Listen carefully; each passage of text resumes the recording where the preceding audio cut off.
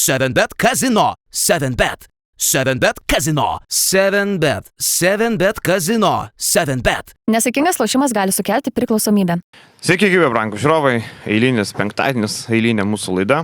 Eilinį kartą Tautvydas Vilius Redgaras pasiruošė jums papasakoti, kas vyksta krepšinio pasaulyje, kokių rungtynių buvo, to galim laukti, kas vyksta. O jūs, kadangi mes pasakojam, jūs nepamirškite irgi savo darbą padaryti, paspaust laiką, prenumeruot kanalą ir taip atsidėkojat mum, kad mes čia susirenkam. Tautvydas anksti keliasi pažymus rašo, iš Kauno važiuoja. Tai... Kelintą tu keliesi tokioje situacijoje? Nu, bet aš vėlai dar ir miegot, po tokių rungtynių, tai čia mažai miego gaunasi, mažai kėliausi. Nu, tai čia, žinai, žmonėm, kurie eina tiesiog nuo 8 į darbą, paprastai tai čia bus normalus kilimas, aš apie 6:30 atsikėliau. Nu, tai miegot kada? Bet aš nuėjau miegoti apie 1:30 pirmą. Oho. Tai vat, žinokit. Bet tai dar būna blogiau, kai grįžti, aš vakar areną žiūrėjau rungtynes, pirmą kartą šį sezoną Eurolygos. Tai iš ten va įspūdžių papasakosiu, šiaip blogiau būna, kai grįžti iš Vilniaus komentavimų, tarkim, jeigu antros rungtynės 10 val. Prasideda, baigėsi po 12:20, tai antrą būni namie. Tai Vilnių gali likti? Kartais lieku Vilnių, kartais tenka pavažinėti. Dabar, kai važiuoji šiaip iš Kauno... 5 žingsniai nuo kabinko sofo yra, ten drąsiai gali. Irgi variantas. Šiaip, kai aš ne per kamščius važinėjau, naktį, tai čia valandėlė, aš dar patogiai vietoje Kaune gyvenu, kad nereikia per patį Kauną važiuoti iš karto šalia autostrados. Ant autostrados. Labai daug ant to užsimeta iš tikrųjų. Tai gerai, buvai vakar, ką nori papasakoti? Tai viską, ką galima apkalbėti apie rungtynės, tai pakalbėsim iš rungtynių pusės jau po to, iš buvimo arenai, tai vis tiek žiūri tu į tą atmosferą, kas pasikeitė, kas kiek kitaip vyksta, įvertinti tą Manto Stonkaus įdirbį. Tai iš tikrųjų dideli žingsniai į priekį padaryti tiek pristatymo prasme, ir Stonkus jau ir pavardės išmokęs tart, kas iš pradžių šiek tiek kliūdavo, dabar jau viskas tvarkoja, matosi įdėta darbo, arena išjudinama visai kitame lygiai, nei tai būdavo anksčiau. Aišku, rungtynės tokios papuolė labai jau teigiamas, ten pirmi 2 kėliniai, tai ten iš proto kraustės arena ir aišku, yra dar to šiek tiek susikaustimo, dar to tokio lietuviško, kaip čia atsistojus tą, žinai, himną dainuot prieš rungtynę šalikėlį iškelti, viskas gražu, bet ponosim, savo reikia dar be emocijos, bet po truputį išjudina ir ta palaikymo kultūra, jinai labai stipriai paaugus per pastaruosius 2 metus, tai iš tikrųjų labai laukiu ir sekmadienio, važiuosi Ryto fanų daug irgi pavyks nueiti, tai turėtų būti labai karšta. Tai iš tos atmosferos pusės turbūt ir tiek. Bet faktas, kad Žalgiriui žaidžiant namuose, tai dabar labai prideda. Jeigu mes anksčiau kalbėdavom, kad va, čia namie, tai jau čia Žalgiriukas pasikūrė prie fanų ir taip toliau, tai dabar šitie žodžiai, po truputį aš galvoju, tikrai virsta realybė. Nu vyrai, papasakok savo šlapę sapną apie Vokerio žaidimą vakar. Privačiam mūsų čiate labai 2 vyrai stebėjo, labai žavėjosi pono Lonnie Vokerio žaidimu. Dabar Vilis tegul pradeda. Kuris ir užkūrė visą aparatą. Jo, faktas. Jo, bet kai Vokeris, prisiminkim, neveikė, kas sakė šito stalo žiūrovams iš kairės, dešinės, tai yra žmogus, kuris sakė, kad žaidimo mechanika, viskas kaip jisai dėlioja savo žaidimą, čia akivaizdžiai matosi, kad aiškiai įsiskirianti žaidėjas, tai čia nieko nėra. Klausimas, ar susimeta metimus ar ne. Man tai nepatinka tas galbūt mąstymas aikštėje, kai kuriais momentais. Aš nesakau tikrai, kad čia reikia kažką, tai kiti sako, neįtraukia komandos draugų. Jis pats perlaužė rungtynės, tai čia yra apie tai viskas. Bet aš kalbu apie... Kad Trinkieri šiaip pastebėjo po Partizano rungtynių ir kas labai gerai plika akį matėsi, kai blicina, dvigubina agresyviai, kartais net 3 žmonės siunčia, Vokeris labai vėluoja sprendimais. Ir ką aš ir vakar čia rašiau, čia yra Amerikoje, dar kiek teko, kai jisai pasirašinėjo sutartį su Žalgiriu, kiek teko skaitinėti apie jį, nebuvo žmogus su IQ sprendimais. Aš jo tiek neprisimenu iš NBA, kad jau išiškėtų labai gerai ten ir sprendimai. Jis buvo labai svarbus žaidėjas, bet jis nebuvo ten tarp tų vedančių visiškai žaidėjų. Tai aš to nebuvau pastebėjęs, jis žaidžiant labai jau ten gyvai. Bet kalbant šiaip, kas akivaizdžiai stebėjo šitą žaidėją, tai ir tas persikelia kažkiek į čia, matosi tas ir mes matom ir antroji pusė. Kažkiek įdomios buvo tos Trinkierio rotacijos, ar žmogus negali ištraukti tokiam lygiai ilgesnių minučių, ar kame yra reikalas, bet tie keitimai su juo atrodo įdomi labai. Bet nežinau, mes vakar diskutavom, tarkim dabar, aš taip net užsihypinęs visiškai ties tuo antrų kėliniu pagalvojau, blemba, jis dabar atrodo kaip geriausias Eurolygos žaidėjas. Bet tada aš pasižiūrėjau to sąrašų žaidėjų, kaip tik įlindęs per taimautą. Ką aš čia galbūt pamiršau, tai ne. Aš vis dar... Nes aš tą pagalvoju, žinai, jeigu aš turiu tokį Vokerį ir Kendricką Namą, ką aš imu? Gerai, ant to hypo aš taip pagalvoju, blemba, aš su Vokeriu važiuoju, aišku, tu pažiūrėk, koks kūnas, koks žaidėjas, kokie greičiai, aš su Vokeriu. Gerai, praeina minutė kita, nu blemba, ne, senė, vis tik praėjo, tai žinai, hypas, ne, Kendrick Nunną vis tik pasirašyčiau. Ir žinai, dar ar tau reikia šiai dienai rezultato, ar tu ilgesnė perspektyva, žiūri, čia dar tokia dalyka, kodėl... Aš tai nei vieną, aš Fakunto kampacijimu. Nėra net ką kalbėti. Čia su Nanu lyginu, čia aš dar daugiau žaidėjau. Bet šiaip tiesiog, jeigu žiūrint, ką imti, ne? Tai dar daugiau žaidėjau, gal pritemčiau iš to vietą, aš gal Vezenkovą vis tiek pasimčiau, ar Mirotičių. Ne, aš apie gynėjus visiškai. Tai vat, vėlgi čia, žinai, tai iš konteksto labai išimta. Ir, žinai, tu sakai apie tos sprendimus NBA, tai ar NBA jis tiek ir dėmesio gynyboje negaudavo, vieną, kai tu sprendimus turi priimti, būdamas, rolinis kažkiek žaidėjas šalia tikrų žvaigždžių, ir kitą, kai tu sprendimus priimi, kai esi Alfa ir Omega komanda, tiek, kad, vakar man vis tiek buvo tas momentas, kad aš norėjau geriau matyti Lonnie Walkerį ar klystantį, ar metantį netaikliai, nei kažką kitą metantį laisvą. Tai jo rungtynių pradžia buvo tiesiog per daug gera, kad jie apskritai išmušinėti iš savo ritmo, ir man ir atrodė, kad Žalgiris šiek tiek sustojo, kai prasidėjo tie keitimai, tos rotacijos, kurios vertė kreipit galvą. Aš, pavyzdžiui, nesuprantu Walkerio išėmimo pirmam kėliny, kai jis yra karštas. Bet gražino. Tai jo, bet 2 minutės, 3 minutės tu jį palaikai, Anadolu jau ten kelias atakas surengė, tu jį gražini. Vėlgi, čia neįlys į komandos, į trenerio idėją ir taip toliau, ir čia jis net nelabai paaiškins, jeigu ir paklausi. Tiesiog man žiūrint, aš nesupratau, koks to tikslas. Jo, bet čia dar pirmam kėlinį man tas nestrigo, nes tu žaidėjai 6 minutės, kiek jis ten žaidė, labai aukštą spartą, akivaizdu, kad tu gali net laikyti, bet šiaip bendrai 20 beveik net nepilnai sužaistos 5 minutės. Man klausimas, ar jis tiek neištrempia pats fiziškai, ar kur yra problemos, ar čia yra trinkėrio rotacijos, nes man atrodo momentais ypatingai antroji rungtynių pusė, ką jau žiūrėjot gyvai, aš tik tai įrašų vakar naktį irgi grįžęs po savo transliacijos, irgi pastebėjau, kad, kur Walkeris tai svarbiais momentais, kur komanda pradeda temptis į apačią ir tu pasižiūri finale, nepilnos 25 minutės sužaistos. Man kažkiek šitas keista. O man atrodo, Andrėja kaip ir paaiškino, sako, kai buvo klausimas, kodėl ketvirtam kėlinyje žaidžia, kodėl jam minučių nėra jo. Sako, tai komandinis sportas, mes norim įtraukti kitus, gal jis nenori Walkerio tiek laikyti, kad nori traukti kitus, nes matėm, kad kai Walkeris atvažiavo, pradėjo žaisti, atrodo, kiti bijo mesti, kad tik tai jam atiduoti metimą geriau tegul jis meta negu kiti. Gal čia yra procesas, kad, pažiūrėkit, mes esam komanda, yra kitų žaidėjų, ne tik Lonį, gal čia yra tam esmė. Galiu tada, žinai, ir suprantu rungtynių eigoje, faktas, kad ten rungtynių metu jam reikia surastas minutės, kada pailsėti, ir čia jau tiesiog treneris turi nuspręsti, kada yra tas geriausias momentas, tinkamiausias momentas išimti, bet rungtynių gal aš vis tiek žaisčiau turbūt su Lonį Walkeriu, kad ir kaip ten bežiūrėsi. Tai komandinis žaidimas, viskas tvarkoju, sutinku, kad reikia įtraukti kitus žaidėjus ir tai turi vykti stipriai rungtynių eigoje, bet mes ir vakar matėm, kad pabaigoje tada Silveinas Francisko žaidžia 1-1. Tai ten nebuvo krepšinis. Tai jeigu man reikia rinktis, ar Silveinas Francisko žaidžia 1-1, ar Lonnie Walkeris, aš imu Walkerį. Ir man čia labai įdomus dalykas, nes trinkėris spaudos konferencijose dėl to pykstam komandos. Mes žaidžiam po vieną, too much ISO, kalbėjo pro praeito rungtynių su Baskonė. Bet mes vėl matom tą patį, tai man šitas šiaip keistas dalykas yra, kur yra čia problema, ar žaidėjų jis nesuvaldo tokioje situacijoje. Vėl mes ironiškai atrodom, nes mes kalbam po pergalės, kai būtent 1-1 žaisdamas Walkeris ir ištraukė iš tas rungtynės. Tai ir Francisko ketvirtam kėlinį. Ir Francisko lygiai taip pat. Trečiam kėlinį nesumetė, žinai. Tai čia kažkiek gali pasirodyti keista, bet iš kitos pusės trinkėris šitą akcentuoja visą laiką, kad mes žaidžiam per daug aiso, mes žaidžiam per daug hero bolo, per daug po vieną. Iš kitos pusės, varžovai viską keičiasi ginamaisiais, tai tu išsivedi taikinį, kurį jo nori atakuoti su savo gynėju ir kaip ir logiška, ta žaidimas 1-1 ar daug komandų, tai darytų ketvirtam kėlinį prieš Svičiolą, jeigu tu turi gynėją, kuris gali tau draskyti, tik vėlgi, aš šitoje situacijoje kažkaip vis tiek įsivaizduočiau Walkerį žaidžiantį vieną. Vakar, Francisko susimetė, bet jo metimu, jo gebėjimu žaisti rungtynių pabaigas, aš vis dar turbūt mažiau tikėčiau nei Walkerio. Ir aišku, vėlgi, šitas sprendimas pasiteisino, Francisko sužaidė labai gerą ketvirtą kėlinį ir realiai leido tai išlaikyti pergalingą pranašumą. Ir žinai, Žalgiris 11 asistų vakar tik tai. Ir tokia ir istorija, jie pagal asistas per ataką vienas mažiausių rodiklių visoje Eurolygoje, tai nieko nuostabaus. Kitas dalykas, kodėl nesusivaldo, matėm Ulanovo judesį tą motociklo, kad duodam Francisko, čia naujas derinys turbūt, motociklas, ne? Nes čia taip su motociklo gazuoja, tai suprask, čia tokia taktika ir turėjo būti, duodam kamuolį ir jisai bando draskyti.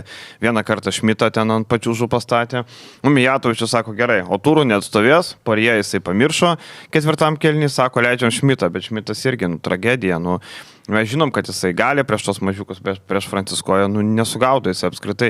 Bet ten ta paskutinės tos 5 minutės ten nebuvo krepšinis, atsivarom.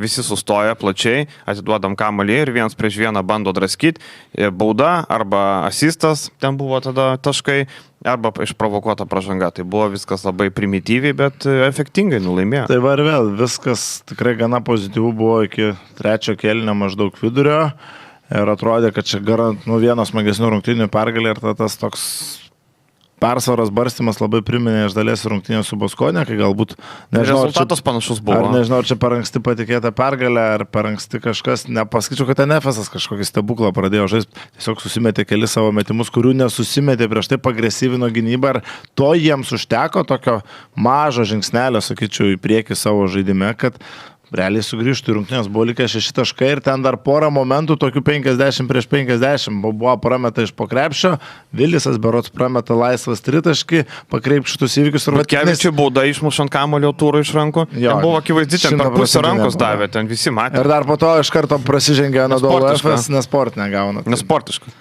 Bet jeigu tu atkreipsi dėmesį per paskutinės 6, aš sutinku, trečiam kėlinį paleidinėti Žalgiris pradėjo, bet jeigu tu paimsi 6 paskutinės ketvirto kėlinio minutės, tu matysi, kad praktiškai visus kontestintus metimus pataikė FSS. Aš nelabai pasakyčiau, kad aš ten turiu daug priekaištų Žalgiriui iš gynybos pusės ketvirtam kėlinį. FSS metė ne tai, kad tie sunkius metimus, bet ten kontestinti metimai, šoko link tų metimų Žalgiris, jie buvo šalia visą laiką, jie kando į kulną, tai čia nelabai gali kaltinti dėl to, bet man tas puolimas įneša tokio, ribotos komandos poskonį, čiupinėjant kažkiek šitas rungtynės. Ribotos komandos ne šitos rungtynės, nes komandos žaidėjai yra ritme, bet ribotos galbūt kitose rungtynėse. Ir Trinkierė tą akcentuodamas po kiekvieno mačo, aš man atrodo, kad jis tą jaučia, kad, žiūrėk, ateis diena, kai tu nesusimesi tiek metimų, kai Vokeris nepradės ten pirmo kėlinio su 17 ar kiek ten jis surinko taškų, nebus taip kiekvieną dieną. Tai tu turi turėti kažkokį backupinį planą iš tos situacijos. Tai ir žinai, tas yra, kad Žalgiris tas antras rungtynių pusės eina per tą gynybinį penketą. Pradėjo rungtynę Žalgiris tuo vėl gerų puolimių, apie Belgrado rungtynės mes praktiškai nekalbam, bet ten iš esmės labai panašiai buvo. Irgi geras puolimas, graži pradžia ir paskui vis tiek pereinama prie to gynybinio, išimamas iš rotacijos visiškai Sirvydis. Pradama saugoti rezultatą. Taip, nežinau, ar saugomas rezultatas, bet užsidarinėjama būtent nuo gynybos. Turbūt ir galima sakyti, saugomas rezultatas, išimamas Sirvydis visiškai iš rotacijos, Brazdeikis nenaudojamas, tada gaunasi, kad vėl įsiveliama į tas klampes rungtynes, kur patiems, jeigu pavyksta užpult kažkokiu būdu, ten Ulanovas išprovokuoja pražangą ir Rideną, ar ten Birutis off reboundą pasiėmęs pelno taškus jau labai gerai ir atkenčiam gynybą, kaip Vilius sako, kontestinant metimus, bet jeigu varžovai susimeta tuos metimus sunkesnius, tada jau tau gaunasi toks sudėtinga situacija, nes tu iš puolimo su to komanda nepažaisi su to penketu. Ir toliau, ką mes dar galim pasakyti, tai Ignas Brazdeikis. Nesutampa versijos. Vakar jisai Rūbiniai sako, kad nežino, kodėl nežaidžia, o Andrėja yra sakęs, kad jisai viską žino, ką jis turi daryti. Tai kur tiesa slypia? Anapus, kaip sako, X-Filai. Tai abu žmonės pateikė savo tokią diplomatišką versiją. Tai žino, ką reikia daryti, tipo rolė žaidėjas, suprask, žino, kada gali išeiti, žino, ką gali duoti komandai ir viskas. Kitas žaidėjas nori žaisti daugiau ir jisai sako, aš nežinau, laukiu, trying to be ready, kaip sako pats Įgy. Tai, viskas, aš nematau čia nieko nesutampančio kreivo. Jo, aš irgi čia gal to žodžius tiek daug stipriai nesigilinčiau, kad ten jis vienas sako, žino, kitas nežino, nes čia tokios smulkmenos, bet o jūs įsivaizduojate, kad Brazdeikis šį sezoną, jeigu viskas gerai sukovos tą vaidmenį, kažkas pasikeis ir jisai galės. Nebent Vokeris išvažiuos. Nebent Vokeris, nes kitu atveju jis iškrito tiesiog iš rotacijos ir čia nėra kažkokia trauma, čia nėra kažkoks, man tas ieškojimas, kad čia nesutarimas, kažkoks perbėgus juoda katė, aš nematau. Nemanau, kad taip yra, aš manau, kad yra tiesiog Žalgirio tokia idėja žaisti be Igno Brazdeikio, yra Sirvydis, kuris gerai žaidžia ir kuris dar žaidžia per mažai mano galva ir yra tai gynybiniai žaidėjai, kai tau reikia puolimo, tu žaidi su Sirvydžiu, kai reikia gynybos, žaidi su Butkevičium, su to pačiu Mičiulu ir kur tada tą Igną Brazdeikį padėti. 5 žaidėjai. Oi, kur reiks tą įgydėti. Čia jau kitas klausimas. Šiaip nesitikėjo, kad Sirvydis toks geras, nesitikėjo, kad Giedraitis toks bus. Vokeris, jeigu išvažiuos, tai kažkas gali būti, bet Vokerio toks geras bus. Aš tai ne. Kuo jisai toks geras? Tai gynyba 33 minutės žaidžia. Taip, tai gynyba, tai žinojo, kad jo geragi pats sakė geriausiai besiginantis žaidėjas. Bet niekas nebūtumėm tikėjęs ir turbūt pats Trinkeri prieš sezoną netikėjo, kad Giedraitis bus 33 minučių žaidėjas Eurolygoje. Bet žinojo, kad lockdown defenderis. Tai tada kam tą Brazdeikį pirko? Bet aš kalbu, kad jeigu jūs sakot, kad Igi gali turėti šansą, jeigu Walkeris išvažiuos, Walkerio išvažiavimo langas yra iki vasario. Žalgiris pasiliko šitą opciją tam, kad galėtų pasimti rinkoje naują žaidėją. Eurolygoje, jeigu niekas nepasikeitė, langas iki kovo mėnesio yra. Aš manau, kad Žalgiris ieškos bet kuriuo atveju kažko jo vietą, jeigu jisai išvažiuos. Priklausomai, kur bus turnyrinė lentelė. Priklausomai nuo to, bet kaip kol kas dėliojasi reikalai, netrodo, kad Žalgiris nenukris iki vasario mėnesio. Jo, netrodo, kad Žalgiris nebebūtų kontenderis. Jo, čia reikia jau kris giliai, ne čia ne. Alba turi va taip, jeigu tu esi 12, tu vis dar turi laiko ir erdvės bandyti stieptis iki play-ino rato, kas yra tikslas kažkoks. Tai aš nematau Brazdeikiui tokioje situacijoje. Nebent trauma kažkokia. Dėl traumos gali jau ne kaip čia Dario Brizuela praeitais metais įsikovojo savo vietą rotacijoje, kai iškrito Laprovitolo dėl traumos. Tai čia lygiai taip pat toks scenarijus. Nereikia tokiose situacijose žaidėjo lūkesčių ar kažkokių jų pasitenkinimo kelti aukščiau komandos tikslų. Jeigu komanda laimė, jeigu viskas yra tvarkoje, tai tas Brazdeikis nežaidžia, kaip ir viskas gerai, tik faktas, kad ilgai Brazdeikis su tokiu vaidmeniu nesitenkins. Jeigu bet kokiu atveju šitą sezoną išbūsis, tada prašysis maks po sezono pabaigos jau bėgtis čia, nes dar vienas nusivylimo sezonas jau laukia. Žinai, tų žaidėjų supratimas, man atrodo, kaip tu vertini save, taip tu priemi tą rolę. Jeigu tu galvoji, kad tu esi labai geras, bet nežaidė, tada tu pyksti. Bet jeigu tu galvoji, kad už mane yra geresnių ir aš nežaidžiu, tada tu priemi tą rolę. Aš manau, Lekavičius priema tą rolę, suprasdamas, kad už jį Walkeris geriau, Giedraitis kitką duoda. Jis supranta turbūt. Dimša irgi turbūt supras. Bet Brazdeikio atveju aš nemanau, kad jis supranta. Nemanau, kad jis galvoja, kad yra prastesnis už Sirvydį, Mičelą, Butkevičių. Aš negalvoju, kad taip yra. Matai, pirmiausiai, Brazdeikiui Žalgiris yra Druskininkų sanatorija. Jis čia atvažiavo atsigauti Purvovoniuose paulėt. Kitaip tariant, jis atvažiavo atsigauti po sunkaus laikotarpio. Ar jis save netgi laiko idealiom sąlygom, ar jis save ilgalaikį distancijoje laiko Žalgirio žaidėjo, aš tikrai nemanau. Aš manau, kad jis save laiko tame lygyje, kur jis buvo, tik tai neįsikovojo vietos, tai yra Olimpiakosas, didesni, turtingesni klubai. Ir akivaizdu, kad frustracija yra, tu atvažiavai atsigautau, tu tikėjai galbūt tokiai dar metai, kaip Pocius kažkada 3 kartų į Kauno Žalgirį grįžo, vis atsigaudinėti, žinai, prieš kažką geresnio. Tai per Brazdeikis aš įsivaizduoju ir tu matai, kad tas neina, ir tu matai, kad čia gali tekti užsibūti, ne tai, kad užsibūti, bet galbūt net ir leisis dar žemesnį kažkokį lygį. Tai aš manau, kad frustracija akivaizdi turi būti. Na ir šiaip esam nemažai kalbėję apie tą 13-14 žmonių komandą. Aš jau gana anksti pradėjau kalbėti, kad tokia vizija man visai patiktų, tik tai 13-14 žaidėjų rotacijai. Tie 13-14 žaidėjai turi būti, mano idėja, galva, tie, kurie nekeltų bangų, kitaip tariant. Aš nesakau, kad Brazdeikis kelia, bet kai žaidėjas ateina į komandą su mintimi, kad tokie, aš būsiu 13 krepšininkas, tai tarkim Mantas Juzėnas kaip pavyzdys, ar kaip Lukas Lekavičius, turbūt viskas tvarkojas už to, bet kai 14-13 žaidėjų tampa, 13 žaidėjų vos netampa Ignas Brazdeikis ar ten 12, dar tada jau yra problema iš savęs. Turi būti lietuvis. Jis pagal pasą lietuvis, bet pagal mentalitetą toli gražu nėra lietuvis. Tai čia irgi yra sąlyga. Turi būti lietuvis. Turi būti. Nes kitaip nublemba. Rupštavičius paimtų tą rolę. Irgi pasičiapsėdamas paimtų tą rolę. Rupštą paimtų. Netgi aš galvoju, Sirvydis. Ar Rupštavičius paimtų tą rolę? Čia man kyla klausimas. Ar jam to reikia? Ne, ar reikia, bet jeigu patekęs, priimtų tą rolę. Priimtai.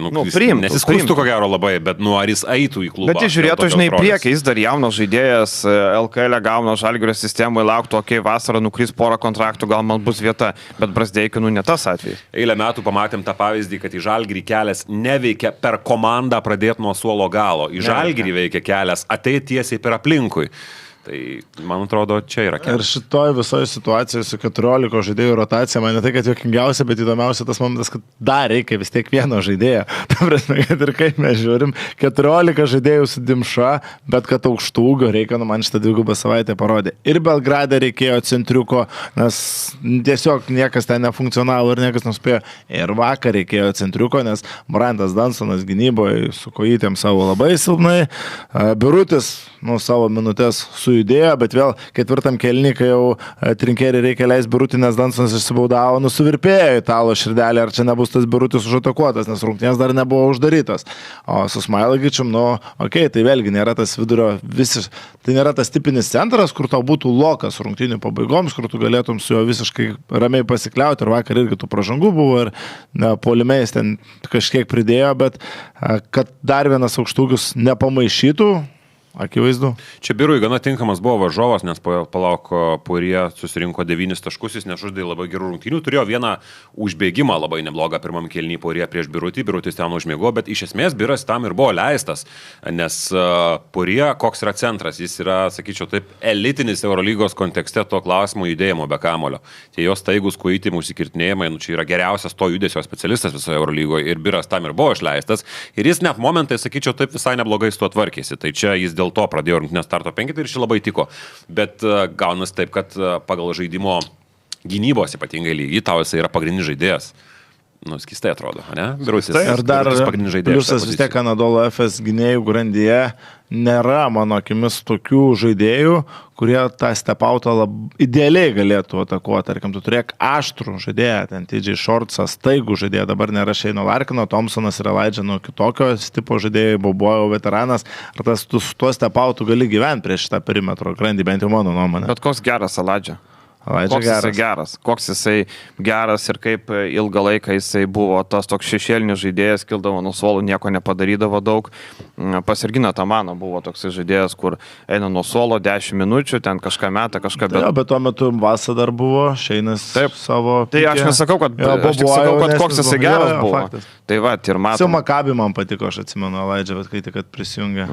Kokią jisai turi talento, polimetas vidutinis, tie sklendžiantis metimai, tie atšokimai, tikrai labai geras žaidėjas ir sukurt gali, ir kamolius nuimti all around žaidėjas Eurolygoje, tikrai labai geras žaidėjas. O šiaip Mitchelo minutės tirpsta ir aš to džiaugiuosi šiaip iš esmės. Jis turėjo jų per daug, kai tų žaidėjų iki centro.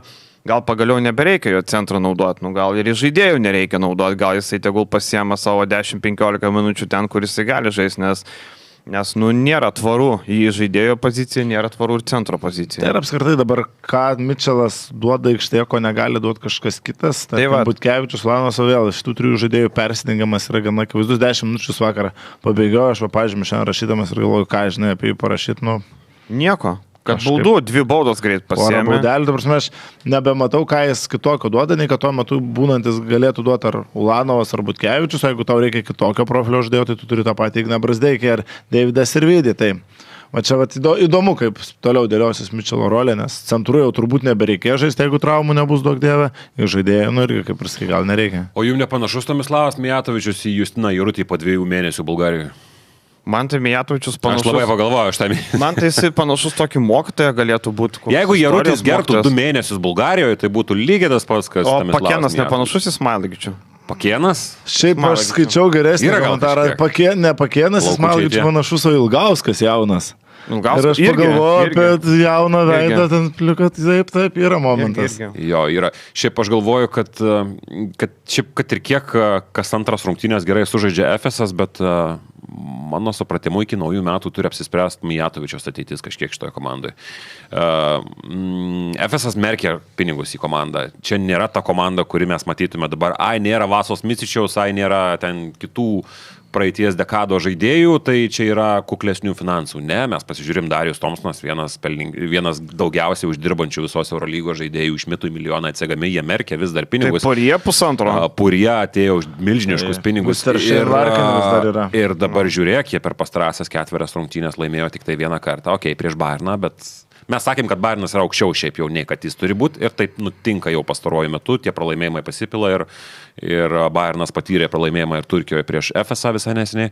Ir, man klausimas, ar Mijatovičius dabar artimiausios 3 rungtynės namuose atrodo idealios sąlygos pasimtas pergalės, bet tie varžovai, Zvezda, Partizanas ir Pau, tai vienose rungtynėse sakyčiau, kad yra favoritas, ko gero, prieš Zvezdą namie Efesas, bet pasižiūrėsim.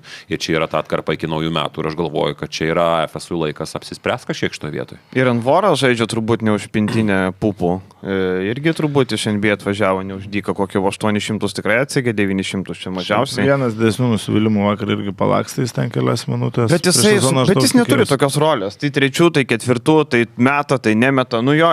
Esminis darbas gaunant 3 metą. Jeigu negaunamės, tai viskas, jis jau daugiau nieko nedaro. Su kamuoliu neduoda žaisti.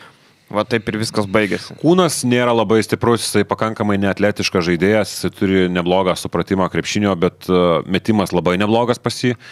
Tai tą mes ir matėme iš esmės pasirinkimo ciklės, labai neblogai tos metimus susimetė draugiškos rungtynės ir būtent tos draugiškos rungtynės užkėlė tą viltį, kad jisai čia gali būti vienas lyderių.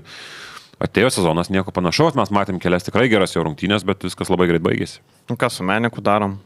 Atleidžiam gal, Belgradas sužibėjo. 14. Lemba, aš žinok, Meneką palieku iš to vietoje, jis kaip 12 taškelių, 4-8. Nebent imam centrą vietoje, bet centrą ketvirtą visiškai... Tu turi jį kažko pakeisti. Jis yra kaip reikia aukšto žaidėjo, bet kokią atveju. Kaip tas pijokas patėvis, kuris pupso savo kambario kampe, jis tau nieko nedaro blogo, jis tai užgeria alučio 3, nusminga. Viskas normaliai. Atsikėlęs dar trajeką iš viso. Įsmeigia, jeigu valgyt atsikėlęs padaro kažką, paskui vėl nusminga, vat kaip dabar buvo su tos rungtynėse Partizanų išėjo, įmetė dabar vėl, ne kažką, Įsivaizduok, Menikus sako, Menikai, you are like a drunk daddy on the sofa. Aš manau, kad šitoje vietoje... Kaip tai skamba? Aš manau, kad šitoje vietoje jis yra kaip Olivija Hanlonas, su juo kažkada buvo Žalgiris, su juo nustraukti neapsimoka. Kartą per 4 rungtynės duos naudos, ir išbus atpupso šiai iki galo. Visi 12 žaidėjų negali duoti ten naudos max daug, tai aš irgi visai su tom. Jo keliom minutėm išėjo, įmetė trajeką, neįmetė. Tu jo tam nepirktum, bet kadangi dabar yra tokia situacija, nenustraukinėsi ko gero dabar. Nebent vis tiek, aš kaip ir sakau, jeigu reikia dar vieno aukšto ūgio, mano galva, jo kaip ir reiktų, jeigu Žalgiris nori tikrai kovoti dėl labai aukštų pozicijų, aš nekalbu apie to 10 vietą, nes 10 vietos šitas sudėtis drąsiai gali kovoti ir ten dėl pleino. Aš galvoju apie šiek tiek aukštesnius tikslus šį sezoną, nes pagrindo tam yra, tu turi Lonnie Walkerį, kuris funkcionuoja puikiai, tu turi gana gilią rotaciją ir jeigu tu prieš tos komandos pridėtum gerą centriuką, tai galėtų komanda, kuri atkrintamosiose gali triukšmauti. Ne tai, kad jas patekti, bet gali jose kažką ir nuveikti. Tai čia aš vėlgi kalbėdamas, kad va čia reikia centro, kalbu ne tam, kad išgyventų Žalgiris, reikia centro išgyventi, Žalgiris be centro gali, bet jeigu Žalgiris nori rimtus reikalus nuveikti ir kažką sudrebinti, tai tada aukštūgis labai pridėtų. Bet žinai, dar vienas dalykas paprastas, kad buvo prieš 2 metus Žalgiris play-off'uose, bet mes matom, kad ten Žalgiris turistas buvo labiau 3-0 atsirovė nuo Barcelonos ir ten jis turistas tiesiog buvo. Dabar aš... Taip, bet žinai, be Evanso tada pateko, tai čia vėl... Evanso, bet buvo turistas, reikia toliau kaip yra, o dabar, Žalgiris jo turi potencialą. Žinai, dabar tarkim 10 vieta patektų, užimtų Žalgiris 10 vietą, patenka į pleiną, tam pirmam grajui išvyko į gauną ir čia, sakyt, kad čia bajas, labai gerai patekom į atkrintamasis, nėra tas pats atkrintamasis. Tai... Aš nemanau, kad čia taip paverstų Žalgirio sezoną geru. Patekimas vieni į pleiną ir iškritimas pirmosios rungtynėse. Kad ir antrose. Tikslas per pleiną, ko gero, būtų į play-off'us išeit, bet kuriuo atveju, bet ne tik tai pleinas. Ir šiaip mes atlydinėm čia Meniką, bet blogiausias komandos priekinės linijos žaidėjas. Aš paklausiau, ką daryti. Aš nesakiau, atleidžiam, klausyk. Aš sakiau, ką darom. Blogiausias priekinės linijos žaidėjas yra Didi Dunstonas, kad ir kaip jisai fainas dzedas ir visa kita, bet jeigu, nežinau, aš nesuprantu to statuso, jo, aš vis dar nesuprantu, jį paėmė Rubinė, sakė, padarys Birutį geriausių žaidėjų, ar padarė? Nepadarė, nematau jokio progreso. Gal Rubiniai labai geras, bet Rubiniai už 400 gabalų žaidėjas, nežinau. Bet iš esmės Dunstonas, jeigu reiktų keisti kažką, jeigu Dunstonas būtų ne 39 metų gerbiamas dzedas, o būtų 29 metų žaidėjas iš Europos taurės, mes jau seniai su Basliu išvytume, nes jis neduoda absoliučiai nieko. Gynyba yra atakuojamas, puolime yra tuščias, Belgrade irgi tuščias, vakar tuščias, 5 pražangos. Nieko neduoda, aparto vieno bloko, kur ten Menekų nuopelnas, nes jis iškėlė rankas ir privertė mes nepatogų metimą. Dunstonui tik reikėjo obuolį nusiskinti nuo nukritusios šakos. Tai va, tai man tas tik tai klausimas yra. Ir tokios 2 savaitės jam dar iš vis apskritai labai sunkios. Tai ir viengubos sunkiai. LKL ilsinat, kad tos Eurolygo išbėgtų tas 12 minučių, norėjo sunku tokiam lygiam atlakstytas minutės, tų kojų greitis. Nuo pat pirmų rungtynių kalbam apie didžiausią problemą, tai yra kojų greitis. Visa kita ten dar kažkaip roliniai dalykai puolime, arčiau krepšio baudos aikštelė pasigint gali, bet kai išsitraukia į perimetrą, tai blogai būna. Tai žinai, dar mes prisimenam, ten išmušė kamuolį vieną, išėjęs aukštai, ten perėmė kamuolį. Įmetė pergalingą metimą, viskas tvarkoj. Tai čia šitie, bet iš esmės žiūrint per tos 14 turų, iš jo naudos yra labai nedaug. Čia pirmas kartas buvo, kai, kiek aiškiai atsimenu Dunstono istoriją, nes, vasarą čia nesunku patikinti, mes vasarą apie tai kalbėjom, kaip pasirašinėjo Dunstoną. Gal pirmas kartas, kai aš nesutikau visiškai su Žalgirio atstovais, komentarais po pasirašymo ir nuomonę apie Dunstoną šitoje vietoje, nes Dunstono, mes to Eurolygoje matom labai daug iš tikrųjų ir tuo žaidėjus Eurolygos, kurie yra sembuvę, mes matom juos kiekvieną savaitę. Ten tos medžiagos apie tuos žaidėjus yra labai daug ir kažkaip iš karto aš sakiau, kad nėra jis nei geras lanko saugotojas, nei kažkoks labai jau geras gynybinis dabar. Kažkada buvo elitinis, visiškas elitas. Žalgiris ten šlapia svajonė gali būti tik tai toks žaidėjas, jeigu pikėjims. Tai, bet metai daro savo, akivaizdu. Ir jis turi problemų, tu su juo negali keistis. Tai nebėra ta gynybos sistema, kuris būtų efektyvus. Ir taip jau yra, nežinau, ta mentorystė, ten eina kalbos į Žalgirio Rūbinės, kad yra įspūdingo lygio, kad yra įspūdingos patirties žaidėjas. Tai viskas su tuo yra gerai, bet tu tą pusę kitą irgi turi paminėti, kaip kad šitos rungtynėse tas pasimatė kažkiek. Tai Cibulską tada atleiskit, jeigu Budansnas užsiema tais reikalais, mentorystės. Tai kam tada du žmonės tam pačiam? Cibulską dabar turi su pasliūdžiu. Tai 400 000 dansnų už mentorystę, tai ką veikia Cibulskas lyderystės mokytojas? Futbolo komanda ten valdo, priema sprendimus, aš nežinau ten kokią poziciją užima ponas, bet ponas Cibulskas ten yra pasižymėjęs per koroną, irgi ten visokių istorijų girdėjau, kaip papasako žmonės, tai ten labai spalvinga asmenybė šiaip klube. Tai galima drąsiai. Vienu žodžiu, pergalė, bet kažką Edgaras vis tiek atleis. Ar tai bus Cibulskas? Ar... kažką reikia. Cibulską tai tikrai. Kažką reikia. Žodžiu, tu kitaip tariant, aš kiek suprantu tavo retoriką, tu siūlai rinktis. Leidžiat arba Danston, arba Cibulską. Tai vienas iš dviejų. Cibulskas klauso podcastų, nieko nedariau, iš sėdžiu vietą prie ko aš. Laimėjo 8-6 sėdimą. Bet kažką Žalgiris pranešimą.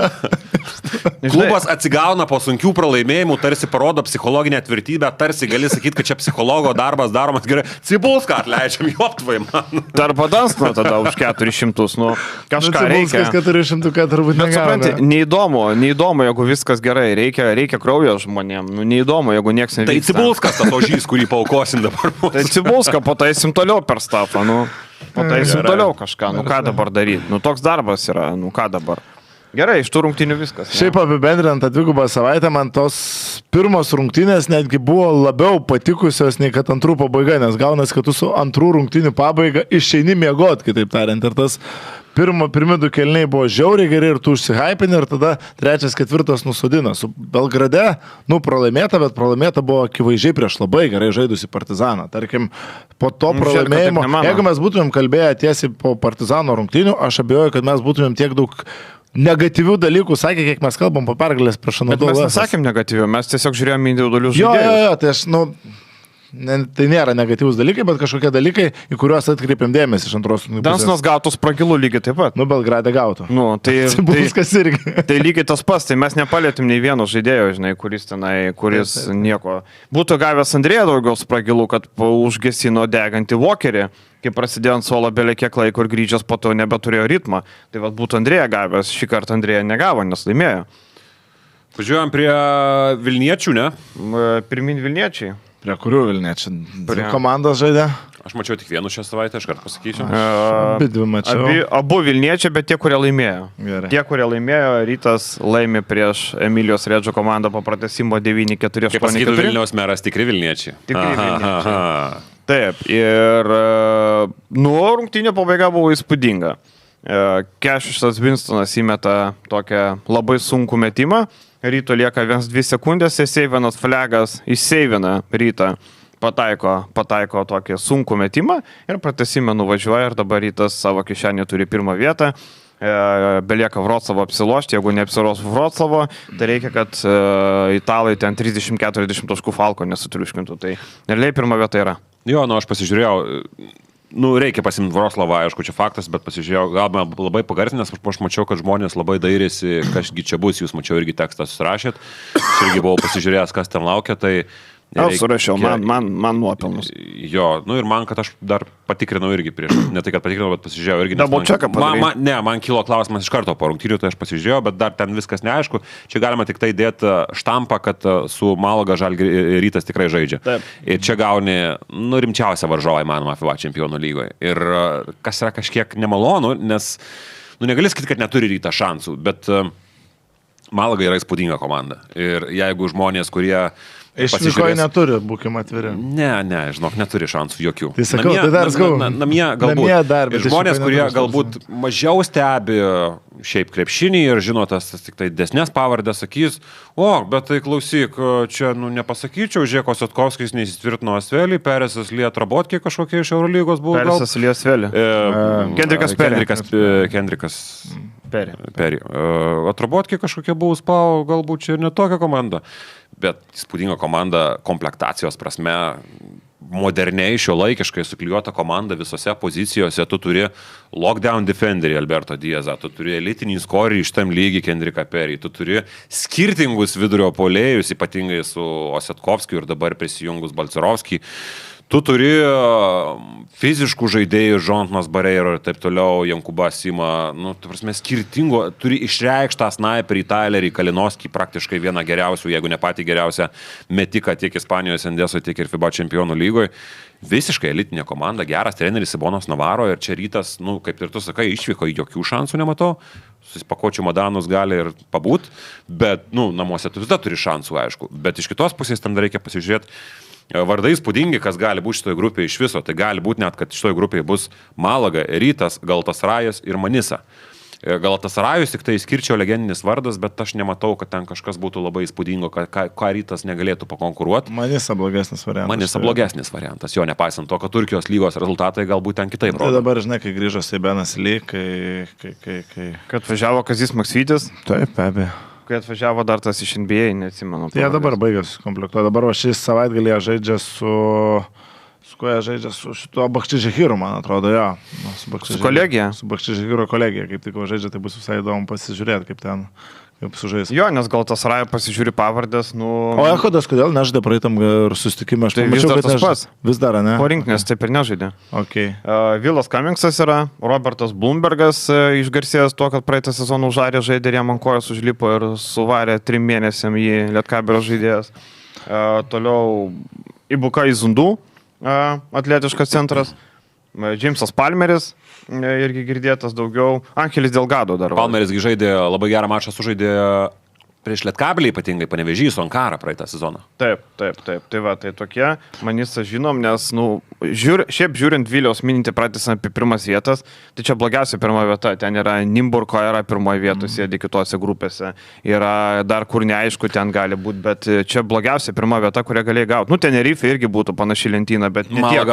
Malaga blogiau. Ir taip trumpai, supaprastinant tariant, visiškai pragmatiškai pasižiūrėjus į lentelę, Rytui lieka tik viena vieta patekti į kitą etapą. Nes Malaga, aš būsiu šokiruotas, jeigu Malaga čia kažkaip tai susifokapins šitoj grupiai. Bet kokiu atveju galima tik pasidžiaugti pagaliau, kad Rytas be jokių play-inų, bet dar kažko patenka į top 16, čia buvo tas minimalus, sakykime, ne minimalus, realus tikslas, ką Rytas buvo išsikėlęs ir nepaisant to pirmo pralaimėjimo Emilijos Redžo mieste, iškovota pergalė šitą savaitę, nors jau vienu metu atrodė, kad rungtynės lysta, bet ir Džeivonas Greivsas, tas epizodas, sakyčiau, jo 2+1 buvo gal net kertinis, ten rungtynių pabaiga, kosmosas dėjosi, bet kai tu atsilieki -4 ir yra minutė likus ir 2+1 pasidaryti su kontaktu, tai vis tik reikia tokio lyderio, reikia tokio žaidėjo, kuris pasimtų tą kamuolį ir sužaistų rungtynių galą. Flago metimas jau čia iš vis atskira dimensija, čia jau tiesiog kažkiek ir sėkmės reikia, kažkiek ir fortūnos. Jo, nes įsimetinėjant kamuolį, kaip ir Žibėnas pasakė po rungtynių, čia buvo paskutinis ko gero variantas. Taip. Tikrai nepagalvotum, kad ant flago tokio metimo, žinai, statytum tą sekundę, 2 per tą sekundę, kas tam buvo likusios, apie pačias rungtynės, kas dar džiugina, tai apie Gytį Radzevičių daug kalbėjo, Gytis Masiulis su kiekvienais metais, sakyčiau, su kiekvieno sezono Ryte vis prideda ir, tarkim, 2 dublis FIBA čempionų lygoje, aukštaūgių iš Lietuvos jau atrodo tikrai pakankamai neblogai. Bet Masiulis todėl, kad centru žaidžia. Taip, centru. Ir dabar suvenu su tuo po Tubelio, jeigu Tubelis centru žaistų. Buvo? Matėm rungtynėse Mažeikose tas buvo, Mažeikose, Telšiuose su Mažeikiais. Buvo tas ir 33 balai spindėjo. Tubelis šitose rungtynėse buvo nepastebimas, buvo prastas jo mačas. Tai Tubelio apskritai žaidimas prieš geresnius varžovus. Čempionų lygoje ne tas, ką mes tikėjomės. Ne, jis turi tų būtent blikstėlimų LKL prieš žemesnio lygio komandas. Ir prieš Žalgirį. Ir prieš Žalgirį. Nu, bet palaukim sekmadienį, bus labai įdomu pasižiūrėti. Bet prieš tas geresnės komandas kol kas sužais Tubeliui sekasi sunkiai, o Masiulis kaip tik. Ne pirmą kartą jau sužaidžia tikrai gerą mačą, svarbų mačą, tai dėl to labai smagu. Šiaip dažnai į starto penketus ateina Rytas su tokiu kitokiu penketu ir kas įdomu, kad 48 taškai galėtum pasakyti, kad žiauriai daugiau nei pusė surinktų taškų yra nuo suolo atėjusių, kas yra labai geras rodiklis, bet tos neįprastas dalykas, kad tavo talentingiausi žaidėjai ateina nuo suolo, jų nėra starto penkete, tai čia Žibėno toks dalykas. Apie Kaulą ir Flegą? Kaulą. Šitą Greivsą ir Kaulą. Šito vietoj, ir Flegas krašte, jis irgi yra pakankamai talentingas žaidėjas ir ypatingai iš tos rungtynės, ką mes pamatėm. Tai jo, kiam 8 taškai nuo suolo, bet sakau, kai tu ateina pas tave žaidėjai, pagrindiniai iš esmės nuo suolo kyla. Tai. Aš šiaip dar kas keista buvo matyti, nesu aš įpratęs matyti, kad kažkas Rytą apibėgtų tranzicijoje. Emilio Redžas geriau žaidė greitose atakose. Mes esame įpratę, kad Rytas tik yra galimybė ir bėga, renka taškus, nublemo su Kešu, su Winstonu ir apskritai ten ta bėganti tokia komandėlė. Nu, apibėgo į Rytą ir čia buvo viena didžiausių problemų. Varžovų taškai greitose atakose. Tų pigių taškų Paula Kanestro pasiėmė šiek tiek per daug. Bet žinai, man tas bėgimas, jų labai geras bėgimas yra, kai tu atiduodi pirmą pasą. Kai tu atiduodi pirmą pasą, tada jie prakerta kokius 3 žaidėjus aplenkia ir tada jau lieka 2-1 situacija arba 3-2. Tai labai geras tas pirmas pasas. Rytas bėga su kamuoliu nuo kranto iki kranto, jau nuo kranto iki kito tritaškio maždaug. O jie bando atiduoti kuo toliau, nes kamuolys, akivaizdu, skrenda greičiau negu bėga žmogus, kaip ir paprasta fizika. Jo, bet jie bėgo, čia dar reikia paminėti faktą, kuris man atrodo, kad yra faktas, nes tai matėsi plika akim, jie, kaip tu sakai, bėgo, bet tada ketvirto gale dar tik nesijautė, bet pratęsime, mes matėm, kad visiškai išseko baterijos Emilio Redžui. Pratęsimas jau gal ir psichologiškai. Taip, kažkiek, aišku, prieš šitą stovėtam tokios bangos jau buvo labai sunku, bet iš kitos pusės vėl kertiniai taškai, kas yra pratęsimo 2 minutės dar buvo likę, bet jau Rytas pasidarinėjo persvarą, tai yra Greivsas nuridžektina užtvarą ir jisai per pirmą žingsnį palieka gynėją ir nieko nėra baudos aikštelė. Atviras pakilimo takas, kurio DHL'is taip ir nepasiekė visai neseniai. Tai blemba. Nežinau, kodėl tai paminėjau, tiesiog aktualios vis dar galvoju yra. Bet visiškas pakilimo takas link krepšio ir, subirėjo visiškai Emilio Redžo krepšinio klubas, krepšinis, kabutėse. Ir šiaip akcentavo Žibėnas Faje, kuris visiškai tuščias buvo, nieko nepadarė, su minusu liko, tai akcentavo jį. Tikėjusi, kad Faridas du žaidėjai, Čidhemas ir Winstonas. Aišku, Winstono tų metimų buvo per daug, kai tu turi tą laisvę. Su 2 dubliu. Tikėjausi, kad Faridas žais, bet Faridas tik tai pasivaikščiojo po areną. Gambo ar Džambo jisai palašė? Stefanas Gambo gal? Gambo turbūt. Jo. Tai Faridas tik pasivaikščiojo po areną. Gaila, kad neišbėgo, įdomu pasižiūrėti, kaip jis atrodo. Dabar nebeturėsim tokio šansų, nebent įsijungsim highlightus kažkokius. Maskvo Telavonas buvo, reikia pripažinti. Tai taip, bet šiaip tiesiog įdomu, ką jis ar gali kažką duoti ar ne, žinai, tose rungtynėse. Šiaip Inokas, matyt, su Pragilu gerai gavo šitas rungtynės prieš Basket. Viskas susimetė, ką gavo, geras mačas jo, ir energija buvo gerai, ir pagalbas gerai ėjo, ir padėjo, blemba, gerai atrodė. O nėra taip, kad jis tiesiog vienaip žiūri į rungtynės čempionų lygą ir, tarkim, LKL prie Žalgirį, ten Wolves, gal Lietkabelį ir kitaip su Mažeikiu Basket, Delamau žaidžia, čia vien, žinai, žaidėjas atvykęs tikrai iš gana aukšto lygio. Žaidęs Eurolygoje, ne kiekvienam ten pavyksta savie surastų jėgų, rezervų, kad Ryto tvarkaraštį čia iškart žmonės išlįsta, bet tai vienas rungtynės per savaitę žaidžia, gali nusteikti, gal negali. Čia kas būtų logiška, šiaip labai daug žaidėjų tokių yra. Taip, o tai nėra talento žaidėja, ta prasme, kaip aukštūgis apskritai nėra. Retai, kad yra iš savęs, kad paima ar susimeta metimus. Tai yra vis tiek energijos žaidėjas, kuriam reikia dirbti, kuriam reikia per pastangas rinktis tuos taškus, o ne iš eigos trajekėlį durti atbėgus. Ir tas pats žmogus, kurį mes aptarėm praeitoje laidoje, Mateo Andriani. Mateo Andriani. Jo, tai jis vėl išleido dar vieną gandą, šį kartą su Inoku. Antis, va taip pamėtas. Su Kailu Aleksandriu ir Inoku, kad Olimpiakosas domisi. Šiaip jeigu Mustafa Falo trauma rimtesnė, kuris nežais šiandien, tai rašo, kad nieko ten rimto, aš kiek skaitu. Jie neva 3 centro dabar nori, ne? O tai Mauzas labai ilgam iškrito. Tai ten 3 mėnesiai buvo. Jo, mėnesiais jau skaičiuosi. Jo, tai kaip ir Kailas Aleksandris būtų logiška. Šiaip ir Lietkabelio Turk Telekomo mače Erikas Krivalaitis buvo sukęs areną. kažko pastebėti, kai pastarį kartą Kirvelaitis buvo arenoje, Žalgiris Mičelą pasiėmė iš Bešiktažo, nes tuo metu Vulsus su Bešiktažu žaidė. Tai gal Kailas Aleksanderis kažkaip domina tą vietoj dėdės Dunstono arba... Kirvelaitis klubams kaip giltinė, žinai, ateina ir kažką išsineša. Arba Brianas Angola, kuris įspūdinga, arba Anthony Brownas, bet aišku, Anthony Brownas jau 30 metų plus abejojo, kad Eurolyga imtų. Žinai, dar vieną reikia Rubinį. Kirvelaičio jungtis yra ta, per kurią mes einam link Lietkabelio. Manau, nes apie rytą ką daugiau. Ar jūs tikėt, kad Inokas gali į Olimpiakos išvažiuoti? Blemba, toks, nežinau.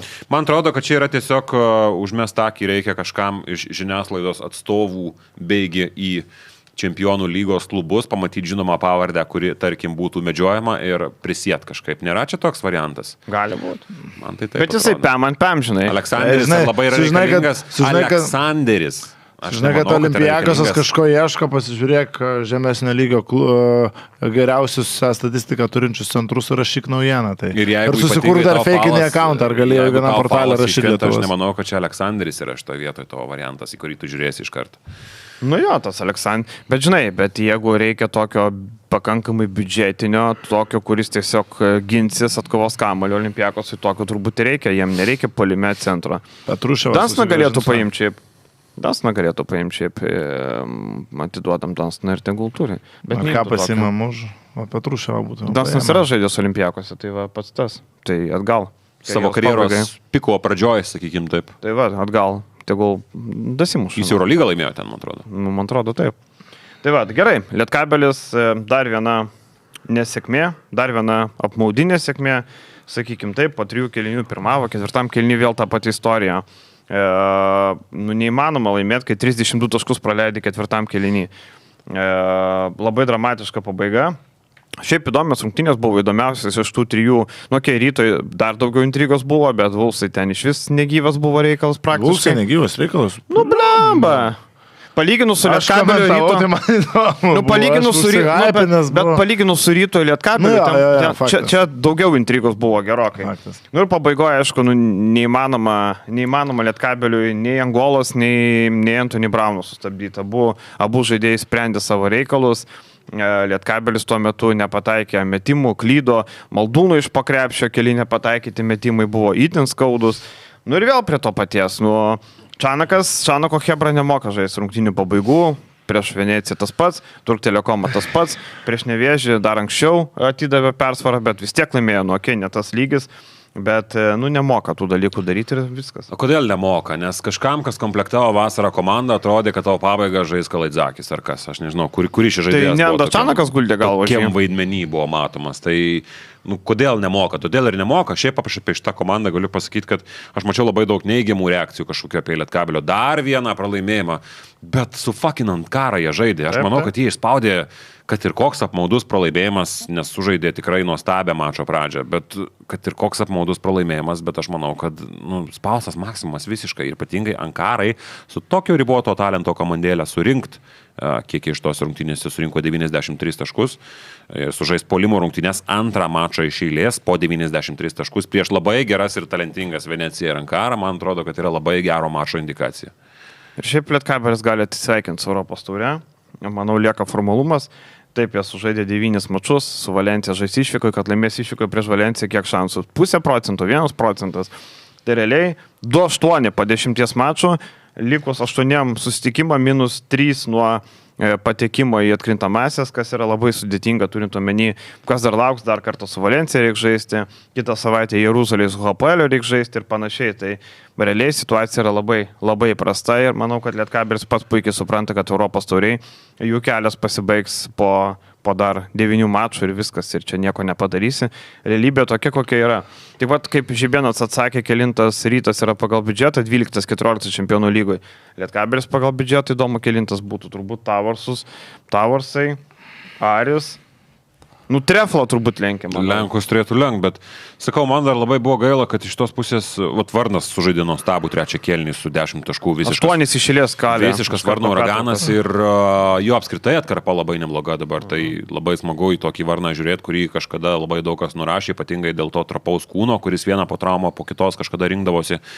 Tai dabar Europos taurėje Varnas tikrai labai solidus, bet kas man nepatiko iš gynybinės pusės, tai puolimas, tai aš sakiau, kad yra gerokai virš savo galimybių ribų sužaidžiama jau ne pirmą kartą iš eilės, antrą kartą iš eilės, bet gynyboje, žiūrėk, Brianas Angola, tu žinai, tavo tikslas yra gynyboje sustabdyti Brianą Angolą. Nuo jo labai daug kas čia prasideda, nes jis super šitam lygiai talentingas žaidėjas. Kaip ir Anthony Brownas. Meta laisvas trajekus, eini nuo jo, iš stiprios pusės į kamuolį, spaudėsi į baudos aikštelę į pagalbas. Man žiauriai keistas šitas dalykas. Tai pirmus savo 8 taškus Brianas Angola susirinko arba laisvas iš stovėsnos tritaškiais, arba einant į dešinę pusę niekas nepasaugo baudos aikštelės. Man šitas yra keista, nes čia yra Brianas Angola. Jeigu tau mestų tokius metimus ta žaidėjas, kuris yra Berkanas Durmazas, aš sutikčiau, nes tau gali mes tuos metimus, viskas yra okei.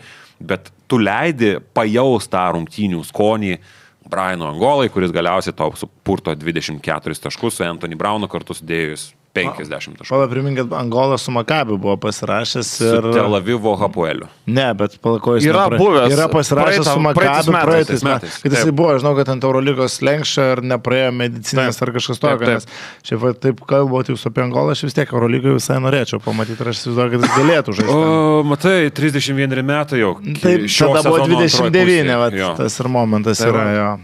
O šiaip Lietkabelį nustebino Makundu, nuo kurio buvo rizikuojama, jisai iki to mačo buvo pataikęs 3 iš 10, šitame mače 3 iš 5, iki tol 3-10, dabar 3-5, tai nemetė, bet atidavė ir dar rodė ženklus, kad maždaug seni, ką tu čia dabar darai prieš mane. Šiaip Makundu, tas atletizmas, greitis, Lietkabelio, kaip čia pavadinti, Lietkabelio lietapėdžiai, Lietkabelio netokie atletiški priekinės linijos žaidėjai neturėjo šansų. Pesarskis nežaidė, bet jisai gynybai nebūtų ten prieš Makundu nieko padaręs, dar blogiau būtų atakavę ten mūšį. Tai išmainė Gilekšas Pesarskį. Jo, išmainėm. Į ką jis ten palaišką išmainėm? Į kopijavimo aparatą. Kopijavimo aparatą. Atveža Petrauskas kopijavimo aparatą ir Pesarskį. Ne, į Ebo. Ja. Okay. Tai va, tai sakau, čia toksai iš Lietkabelio dar Kovlerą galima pagirti, gerą mačą sužaidė, agresyviai atakavo, kai tik tai Turk Telekomas išleisdavo savo atsarginį žaidėją, ar tai buvo Tunčia, ar tai buvo dar kažkas ten iš tų turkų, visai ką žaidė drąsiai, agresyviai atakavo, šiaip 3 iš 3 tritaškus susimetė. Jau sakėm, kad labai gerai, jo, Varnas, tai faktas. Rūpšto pataikė labai svarbu tritaškį, atrodė, Kabelis turės +1, bet kitoje atako atgal iš karto įvedė tritaškis. Tik aš nesupratau to dalyko, palauk, liko -2, taimautas, Lietkabelio ataka, -3, Lietkabelio ataka, 16 sekundžių ir jie meta dvitaškį. Labai keista. Šitą transliaciją aš turėjau šitas rungtynės, komentavau, to šitą paminėjau. Kodėl šitoks darytas buvo dalykas? Aš nesupratau šito irgi. Ir jie su tuo, sudėgė galiausiai. Taip, ir po to nesportiška. Nieko nebuvo, nesportinė, viskas susidarė rungtynės, tai man čia kažkiek keista, bet, žinai, vienintelis logiškas paaiškinimas, kad tiesiog norėjau laiko dar turėti, kažką pakeisti. Iš karto organizuoti greitą ataką, iš karto neišnaudoti viso laiko, turėti laiką kažką pakeisti, mažą ką, turėti kažkokį atsarginį variantą, bet, žinai, tada tu vėl pasiemi baudą. Šiuo atveju pasiemi nesportinę, tada vėl 2 baudų metimai. Toks... Nesportinė ten tokia, žinai, dar. Jo, labai rizikingas toks variantas, kuris galiausiai nepasteisino. Kaip rašo Valstybinis tautos frontas, yra šiaip liaudės klasika. Aš kitai būčiau žaidęs. Taip, aš kitaip. Bet čia reikia pagirti Lietkabelį, kad prieš tokią komandą... Man sakau, aš tai pozityviai žiūriu iš tos rungtynės. Man tikrai patiko, kaip Lietkabelis atrodė, kaip man... pasibaisėjimo buvo verta šitą komandą, jos polimas ir visiškai nevartotinas krepšinio produktas vidury savaitės buvo pirmo sezono dalis, vis dar pirmo sezono dalis, bet pirmo rato pradžioje, tai dabar Lietkabelis šaunus vyrai šauniai atrodo, galiu pasakyti. Tik man atrodo, kad kai mes šaunus vyrai šauniai pasirodė kalbam, bet žmonėm taip netrodo, 1461 žiūrovas. O kada Panevėžy kitai? Ne, palauk. Žmonės mato tiesiog rezultatą. Taip, ką aš ir sakau. Žalgiris pralaimi Partizanui tragediją, nors žaidžia gerą mačą. Bet Full House turi. Jo, bet žinai, Žalgiris Full House dar kol kas yra ilgam į priekį turbūt dėl tų rezultatų, bet tarkim, Žalgiris gauna nuo Partizano tragediją, nors žaidžia gerą krepšinį ir viskas ten buvo neblogai, Žalgiris laimi prieš Anadolu Efes, jau fanfaros ir taip toliau. Tai bet aš šiaip bendras žiūriu, kad Europos taurė, Lietkabelis, Turk Telekomą, žinai, 1461 žiūrovas. Man atrodo, tai kažkiek siejasi ne tik su rezultatas, bet ir su tuo, kaip Vilius irgi sakė, kad komanda neturi tokių žaidėjų, kurie trauktų ateiti. Ten dėl ko tu? Dėl Lipkevičiaus ir Maldūno. Bet jau kas gali būti Panevėžio Pačiu mastas. Sirvidis praeitą sezoną buvo magnetas. Nu ką, nebuvo Tai magnetas. Rupštavičius Jis gali. mogu... Nu blemba, Rupštavičius neturi tokio atraktyvumo kaip Sirvidis. Jisai... Nu, Rupštavičius gerai žaidžia gerą atkarpą, bet smagiau žiūrėti buvo Sirvidį gerokai negu Rupštavičių, tu sakyk, ką nori. Aš nežinau, kodėl taip yra, bet tas galbūt gali koreliuoti su realybė, nes mes matėm prieš kiek 5-6 metus, kai Maksytis buvo Panevėžy, ar 7 metai jau prabėgo, ir tada prisiminkim, kas buvo. Atvažiavo iš tą komandą broliai Lavrinovičiai. Adas Juškevičius po to, bet ten ne vienas žaidėjas, kuris buvo įdomu stebėti. Broliai, palauk. Lavrikai buvo, Lukauskis buvo. Lukauskis. Gintaras Leonavičius buvo, Benas Jo. Medžinas, Va, Lorenzo Benas Viljamsas, Medžinas, Simas fantastiškas Galdikas. sezonas. Ir tas sezonas lūžo tribūnos. Nu, Taip, nebuvo Simas kiekvienos Galdikas buvo, rungtynės. jisai buvo Nebuvo meilės taip, kad tiesiog sirgalių. Lietkabelis po eilės prastų metų buvo geras. Irgi buvo. Ir nu, tada, matai, kai o tu dabar aiškiniesi- pripranti Kai tu prie tų gerų aiškiniesi, rezultatų. kame reikalas, kodėl neina, nu nėra vienos priežasties Taip, niekada. taip, taip, aš Tai tą irgi sakau. yra ko gero. Dabar operacijos. žiūrėkit, Kėdainių Nevėžis pradėtų žaisti žiauriai gerą krepšinį, pagautų kažkur pinigų, kovotų dėl 3 vietos LKL, tarkim, pilna ta arena būtų. Bet kiek laiko? 2 metus. Broli, į LKL jie renka 1213 žiūrovų.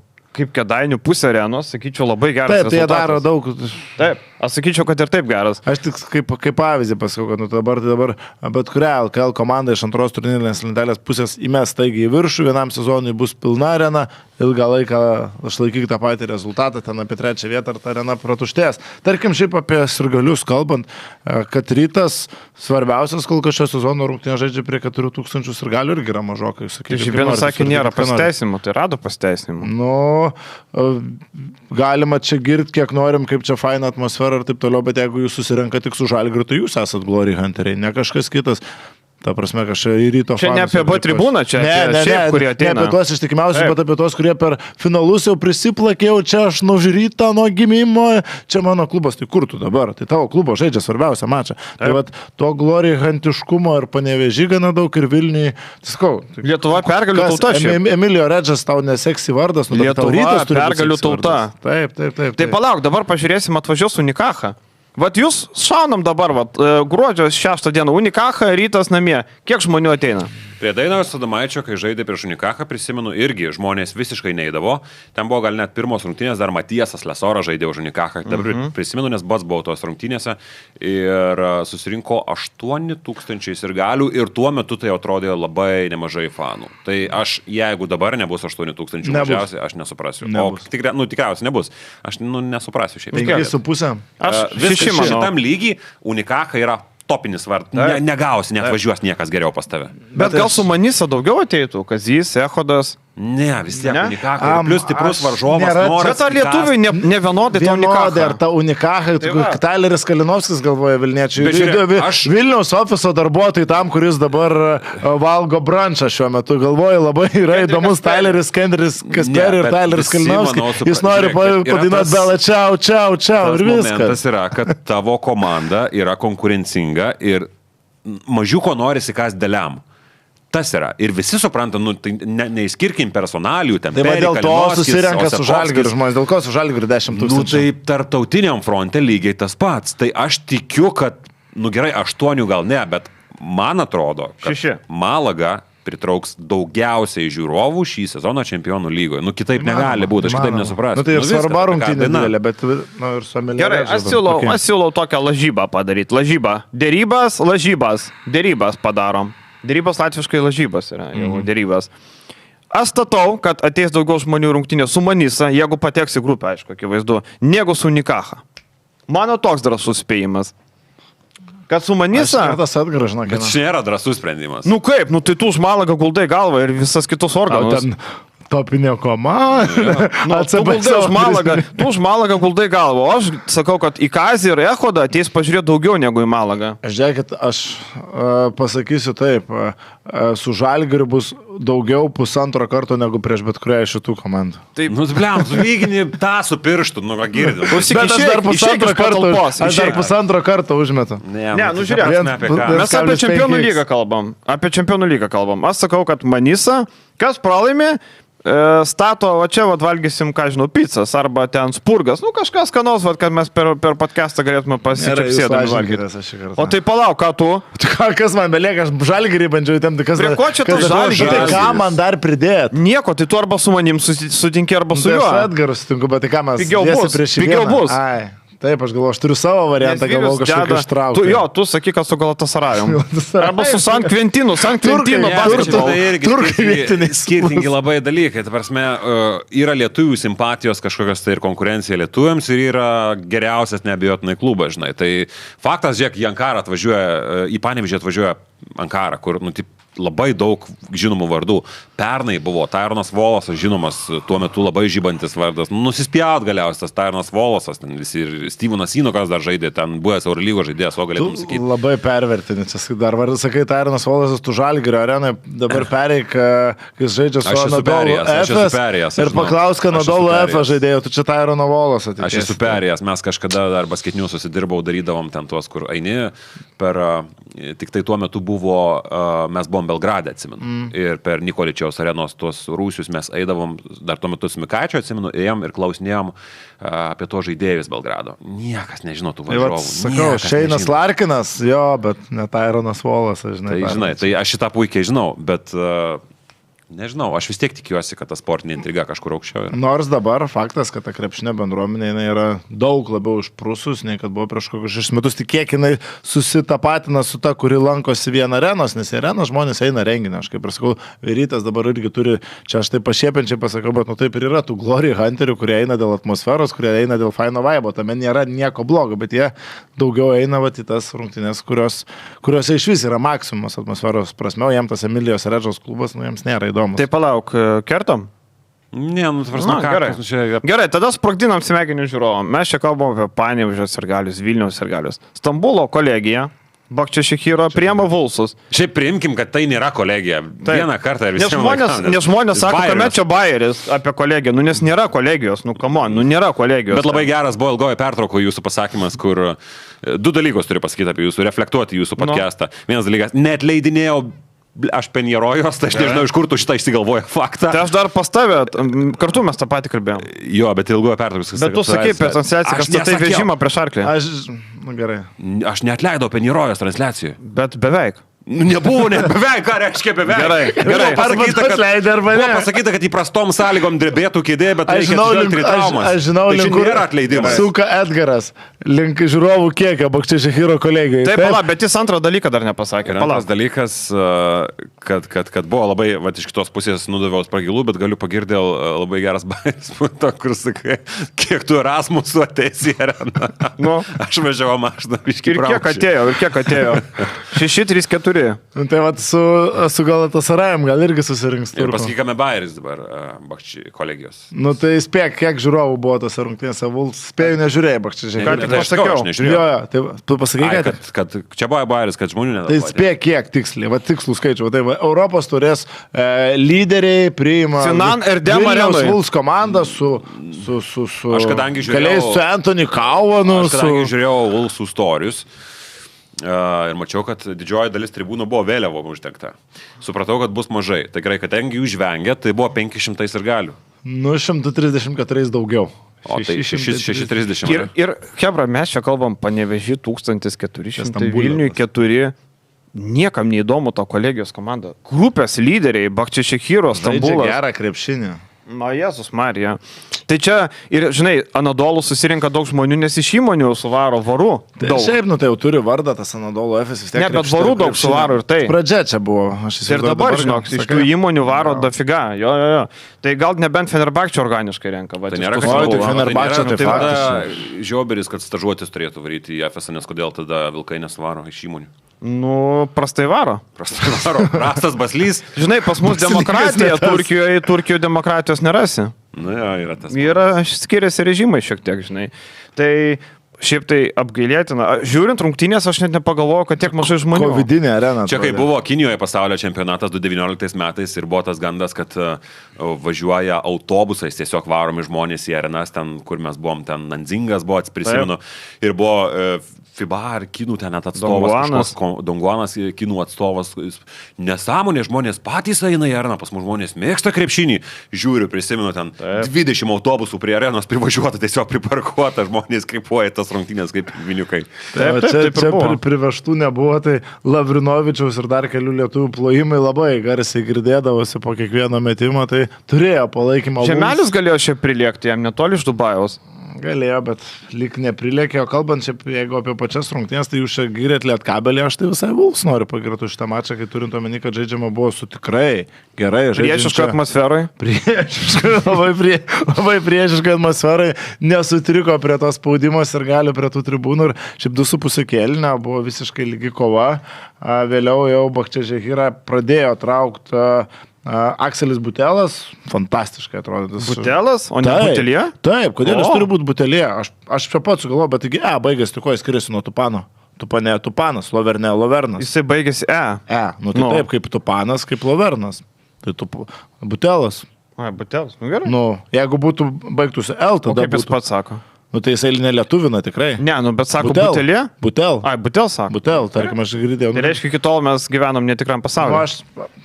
Žiūrėjausi prieš rungtynės tikrai Butel, o tada lietuviškai Butelas turi būti. Jeigu kažkas žino žiūrovų, tiksliau pataisykit, bet ką aš norėjau sakyti, Vulfsai labai gerą darbą darė su Džiolinu Smitu gynyboje, Kristupo Žemaitis gerai dirbo, atjungtas buvo praktiškai nuo komandos draugų, galiai aišku susimetė svarbų metimą, Tyleris Kava, manau, atrodo geriau nei Brady Menekas šiuo metu, aišku, kontekstas visiškai kitas, vaidmuo visiškai kitas. Bet ir be konteksto, jisai geriau Žalgirį atrodė, gynyba irgi geriau buvo. Tai va, man labai patiko šitas rungtynės, jis niekur nedingo tose problemos, labai stipriai gynyboje turi, jis tas tikrai ne per greičiausias kojas ir ten galima atakuoti, bet kontaktais laiko, fiziškumo dar yra pridėjęs, universalumo pridėjęs. Kaip tu diplomatiškai apeini negyvą žmogaus kojas, tiesiog ne pačias greičiausias kojas. Politologija vėliau baigėsi. Ne pačios greičiausios. Čia palauk, kas dabar sakė, neatsimenu, kažkur buvo transliacija apie vieną irgi visiškai kumpiną žaidėją, ne pats atletiškiausias vyrukas Joelis Para. Kur čiūvas iš vis yra tiesiog kumpis, ne pats atletiškiausias. Čia Giedrius, vakar buvo. Ne, praeitą savaitę buvo. Ne pats atletiškiausias vyrukas, nuplema. Tai va, prieš tos ne pačius atletiškiausius vyrukus, jeigu ne keletas momentų, kaip prasimestos baudos Mareko Blaževičiaus, keletas momentų gynyboje, ten buvo galima dar kabintis dėl pergalės, Kauvanas ir Andriusas labai geras tandemas, atrodė Kulbokas, o gal labai norėtųsi, kad greičiau įsivažiuotų, nes kol kas dar labai stipriai neformuoja. Gynyba atakavo, tai jo paparė. Va čia va kojytės, Kojos nedirba. Kojos nedirba, čia drąsiai, sakykim, ten vienoje vietoje atrodė net baisiai suplaukė, galvojau, kad ten traumos nepatirtų vėl Kulboką, tai akivaizdu, kad reikia dar daug dirbti individualiai, galbūt daugiau dirbti būtent ant savo fizinio pasirengimo, šiuo metu ant savo fizinės formos, ne kad ten ant kažkokių derinių ar įėjimo į komandinius derinius, nes ką jam, įmest trajeką reikia ir sustovėti gynybai, tai va šito kol kas nėra, bet šiaip bendras vaizdas iš tų rungtynių apie Vulfs žaidimą gana pozityvus ir turint omenyje, kad žaidžiama buvo su grupės lyderiais, aš galvoju, kad ten po pralaimėjimo Podgoricoj bus čia vieni vartai, naip tol taip nebuvo. Man gaila Vaido Kariniausko, aš nežinau, jeigu Vulfsai norėtų kažką sugalvoti, tai mano mėgėjų komandoje reikia žaidėjo, tai galiu kokį kopijavimo aparatą. Pasis treneris labai griežtas, tai neatlaikyti gali spaudimo. Gali neatlaikyti spaudimo, tai bet realiai nublemba 4 minutės, vienas metimas iš vidurio aikštės baigiantis kėliniu, kur vos nepataikė, dar geras buvo tas metimas. Va šiaip man gaila Vaido, eilinį kartą, ką kalbam, bet aš suprantu viską, bet man gaila tiesiog Vaido, man tiesiog gaila, suprantu. Žemaičios, galėtum sakyti, Žemaičio nuimti minutės, va, ką jis ten 29. Ne, Žemaitis nieko nesužaidė. Bet jis gynybai kaip gerai atrodė prieš... O Karina negali susiginti? Gal ir gali, bet Žemaitis labai gerai atrodė gynybai prieš... Kad Smitas buvo tuščias 3 kėlinius, labai didelis darbas buvo Žemaičio, kai tu dar turi Kauvaną, kuris gynybai neturi tiesiog kūno, jis įkyrus, bet jis neturi kūno, kad apsigintų. Tau reikia, kad kažkas šalia gintųsi ir tas žaidimas 3 gynėjais, tai bent vienas iš jų turi galėti gintis.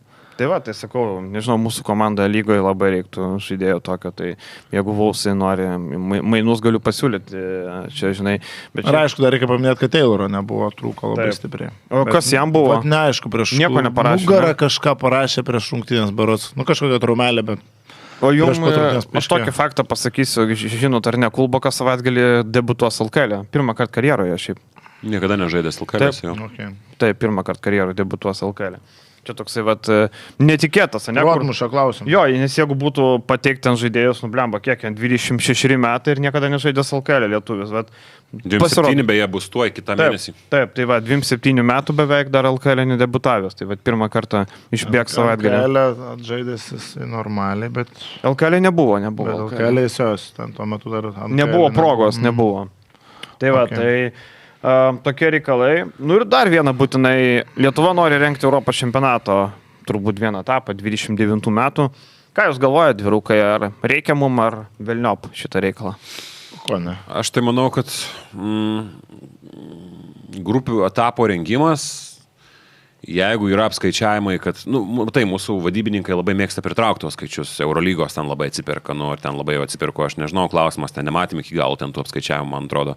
Bet kalbant apie grupių etapą, sako Balčiūnas, optimaliausia yra grupių etapą rengti, bet ką jis duoda Lietuvos krepšiniui kaip po tokiam, ką krepšiniui duoda, aš suprantu, bet ką duoda rinktiniai, ko gero nieko neduoda. Iš tos grupės išeitų Lietuva, bet kuriuo atveju, ko gero. Ir ypatingai, jeigu dabar mes paimsim artimiausią čempionatą, kur didžiausias... Jeigu D'Angelo Russell žais. Kur šansai žais, tai yra, nebent D'Angelo Russellas jo žais, bet olimpiadoje nori žais tik tai. Tada mes turim Lenkiją arba ten, Latvijoje nežais, bet, ir ta pati Suomija netoli visiškai. Tai turbūt Suomija realiausia. Jo, dabar. Tai mes pamatysim labai daug ten tų fanų ir mes jausimės kaip namie, bet kuriuo atveju, aš manau. Tai aš nežinau, gal grupių etapas vėl priklauso, kas pas tave atvažiuos. Tai paklai pasakyti, kad bus čempionatas, bus ir pelnas. Negali taip sakyti. Daug kas priklauso ir nuo kitų aplinkybių. Geriau jau Lietuvoje, nei Abu Dabi, aš taip pasakysiu. Turėsim šventę Lietuvoje, žmonės galės nueiti pasižiūrėti rungtynių. Reikia kartais gal paprasčiau žiūrėti viską, ne visi turi galimybės išvažiuoti į užsienį palaikyti, čia namie žais Lietuvos rinktinė. Bet kuriuo atveju pozityvus dalykas. Taip, tai smagiau, bet klausykit, aš pagalvojau, kitais metais Eurobasketą Suomiją.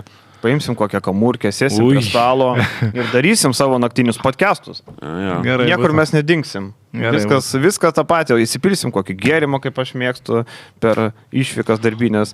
Bus kažkoks 5 kėlinys be tabų. Taip, 5 kėlinys buvo be tabų ir Kelne, ir Berlyne buvo. Gaila, kad Berlyne neužtrukom, bet vis tiek be tabų. Mes pusė 2, ne? Berlyne įrašinėjom pusę 2 kažkokiam Alubarį. Ne Alubarį, mūsų viešbučio foje. Viešbučio, bet, ten baras, kavinė. Taip. Aš prisimenu, mes dar darėm Gautystas laidas, vieną filmavom Vokietijoje ir prisimenu, kad sėdim Pakėnas Vyšniauskas, aš Kelne Alubarį iš to paties, kur tu pasiplovęs buvo, atsimenu. Sėdim 5:30 ryto, aš pasižiūriu laikrodį, sakau Vyšniauskas, klausyk, mes neturim 8 ryto būti arenoje ir filmuotos laidos. Jo, turim. Įsiviktėm taksą, 1,5 valandos nusnaudėm. Jau skambina ryte, kur jūs. Gabrielė nepatenkinta buvo. Ji buvo atsakinga, kad jūs būtumėte ryte vietoje ir laiku. Rainys irgi. Ir mes nebuvom vietoje. Ir jūs du nebuvot. O klausyk, ką tu turi prieš Abu Dabį? Aš tai, man šitas sprendimas pirmą kartą Eurolygos finalinis ketvirtas vyks ne Europoje. Tai yra Abu Dabis, bet 50 lemų duoda. Už 50 lemų tu parduotum velnių sielą. Tai parduokim. Kaip trinkėrė. Nežinau, man kaip ir okei, aš nepradėsiu čia politikuoti, bet išveškim kalėdas, Abu Dabį parduokim kalėdas, duo šaibų. Tai išveškim savo šventę, tai finalinis ketvirtas yra Europos šventė, Eurolygos šventė, kuri vyksta Europoje, kuri mes turim... Ne, Eurolygos fanų šventė tai būtų, jeigu būtų finalo serija. Tai būtų. Mano toks požiūris. To irgi nėra, tą jau atimam, tai vis tiek Kaune, kai vyko Eurolygos finalinis ketvirtas, kauniečiam tai buvo šventė, buvo svečiam, kurie atvažiuoja, tai šventė, buvo Lietuvoje taip, Graikijoje tai šventė, dar kažkur Serbijoje tai šventė, Abu Dabį tai bus šventė, sakau, kalėdas nuvežam Abu Dabį. Finansiškai Eurolyga yra negyva lyga. Visiškai negyva, tai yra negyvas produktas ir vėl pasikartosiu, jeigu tavo vos ne organizacijos vienas veidų sako, kad, aš nežinau, nėra minusinis šitas turnyras, tai labai daug ką pasako. Ir Eurolygai reikia kažką daryti ir pasimti ten tuos papildomus milijonus, aš 50. Bet, žiūrėk, didžiulę sumą pinigų, tu prasme, tegul atvažiuoja. Viską suprantu, bet aš dar tada taip romantiškai iš tos romantinės pusės pažiūrėsiu platesnį, tarkim, paveikslą dabar, visi tie Abu Dabi ir taip toliau, merkia pinigus į sportą, į futbolą, jie ten ne 50 milijonų, dar didesnius X kartų pinigus moka, ne, ir visa ta Europos krepšinio bendruomeniai tai žiūri labai kreivai, visi yra pasilgę to old schoolinio sporto, visi niekas nemėgsta Red Bull klubų, niekas nemėgsta Saudo Arabijoje žaidžiančių futbolininkų ir taip toliau. Ir tu, būdamas krepšiniu, tuo mažesniu broliu Europoje, kuris tarsi yra nuėjęs į antrą planą, gali eidamas per tą vertybę, kad mes neparsiduodam už tos keliasdešimt milijonų, galbūt ilgalaikėje perspektyvoje iš to turėti daugiau naudos, nes futbolas tai čia yra Abu Dabi, čia yra pinigai, čia yra modernumas, o mes pasakyk Ryčiui, kad nemėgsti Manchester City, gausi per kepurę. Aš ne apie Manchester City, aš tiesiog parsiduodi, čia yra. Aš tiesiog, kas nepasakyti, kur yra nauda. Tai tu galbūt didės tavo populiarumas tarp tų europiečių, kurie domisi sportu, nes futbolas jisai susilaukia. Kad jie nepasirašys kontraktų su šeichų pinigais, jie padidins krepšinio populiarumą Eurolygos. Jeigu tu eisi būtent to old schoolinio sporto keliu, aš čia tokia, sakau, utopinė idėja, tą romantizuotą iškėliau, kad jeigu tu liksi prie tų sporto ištakų dar, jeigu ten būtum sportinių principų ir taip toliau, galbūt tu ilgesniam PV paveikslę turėtum iš to naudos daugiau negu 50 milijonų, bet čia toks mano pasvarstymas, aš nesakau, kad čia dabar braukiam šitą pasiūlymą, neįmam pinigų ir taip toliau, tiesiog tokią idėją iškėliau, kad galbūt tas romantizuotas variantas irgi pasiteisintų. Nemanau, aš manau, kad sakau, Eurolyga yra finansiškai visiškai negyvas produktas ir tu turi kažką daryti. Ir jeigu tavo būdas yra eksperimentinis finalo ketvirtas, vieniems metams aš sutinku kaip krepšinio produktas, aš sutinku, kad ten gali būti labai negyva tokia aplinka, atmosfera visa. Ji nebūna labai gyva šiaip jau ir per finalo ketvirtus, tai yra faktas, bet matysim, kas ten iš to bus. Šiaip nėra labai seksy išvežti Eurolygą į kažkur į artimuosius rytus. Bet, sakau, jeigu tai Eurolygai duoda finansiško atvarumo ir ne tik gauti kontraktą trumpalaikį su finalo ketvirtu ir tuos milijonus, bet galbūt ir kažkokius tai kitus verslo sandorius užsitikrinti, tegul taip pažiūrėk. Bet jau žiūrėk, dabar tu ir palėti gerą kampą. Jau tai, kad nevyksta finalinio serijos, mes prarandam kaip žiūrovai, tarkim, jau ne kaip žurnalistai, žiūrėkim kaip žiūrovai, kaip mylintys Eurolygą, gana daug iš atmosferos pusės, iš intrigos. Jau sutarėm, kad iš atmosferos neprarandam labai daug. Prarandam daug. Ką? Eurolygos pusė. Iš Eurolygos finalo ketvirto pusės. Sakau, jeigu vyktų ne Final Four, o serijos. Ta prasme, tai serijos būtų daug daugiau. Okay, tai jau prarandam pusės, Final Four atmosferas. Tai iš mūsų žiūrovų, tarkim, šiuo metu iš Eurolygos mylėtojų atima vieną dalyką, dabar tą dalyką dar išveža į Abu Dabį. Tai 50 milijonų prasiima lyga, bet žiūrovai tai iš to nieko nelaimė. Žiūrovas, ką iš to gauna eilinis Eurolygos gerbėjas? Kad lyga gauna pinigų, kaip į tos pinigus. Klubai gauna pinigus. Taip, bet aš žiūriu žiūrovų pusės. Žiūrovas gal geresnis žaidėjas bus stipresnis. Bet aš jau negaunu serijos, kurios aš norėčiau, aš jau negaunu finalo ketvirto čia kažkur Europoje su gera atmosfera, kur privažiuotų Olimpijakos, kur privažiuotų... Tai privažiuos ir Abu Dabį. Nemanau, kad... Tai graikam dar arčiau, Abu Dabis neprivažiuos. Pasižiūrėsim, aš nemanau, kad Abu Dabį privažiuos labai daug kultūrų ir manau, kad tam bus negyva atmosfera. Tai nebus tiek, kiek Londone, tarkim, priklauso nuo to, kokios komandos pateks, čia visada yra šitas žaidimas. Tiesiog aš galvoju, kad šiek tiek prarandam, aš vėlgi dar kartą pabrėšiu, net jeigu čia nereikėjo priimti ir čia reikėjo laikytis įsikibus, aš tik ir iš kitos pusės tos neigiamus aspektus noriu paliesti, kad ne viskas yra juoda balta. Bet jeigu nupirks kelionę, nuskraidins nemokamai žurnalistus, kitaip kalbėsi? Nenoriu šitą. Jeigu dar pavaišins. Šiaip netrukus labai tikėtina, kad ten ir šiaip reikės į artimuosius rytus vėl kelt koją, nes laukia pasaulio čempionatas, tik tai Katare nebūtų. Vyšnia sakė, tikrai neskris. Katarą ne? Tai jam ir nebus tolpas. Jau nebus tiksliai, jau viskas. Jo ten ir niekas nepagėdauja. Paskutinis, keli sakiniai. Eurolyga be Duško yra ne Eurolyga. Oi. Aš gerą bairį girdėjau. Duško atsiliepė, sako, let's go to Boloniją, o jis išgirdo let's go to Baskoniją, taip ir pasirašė žmogus. Labai geras, priemam. Šiaip Luka Banki buvo gaila, Virtuso fanai nušvilpė, po rungtynių pralaimėjimo Albai buvo švilpimas labai didelis ir prieš pertrauką švilpė ir po rungtynių švilpė, nors Virtusas grįžo, atsilošė, laimėjo pratęsimą tą, bet nušvilpimas nesibaigė. Šiaip reikia duoti pagarbą Luka Banki, kad jis atėjo pats pasakė, aš traukios, kad šiais laikais nebūna. Reikia atleidimo kompensacijų. Kada paskutinį kartą pats treneris pasitraukė. Tai va, tai pastarasis įvyko, Luka Banki sako, vėliau pamatė, kad komanda nebetikė, nebėra klavietė ir sako, ačiū, viso gero.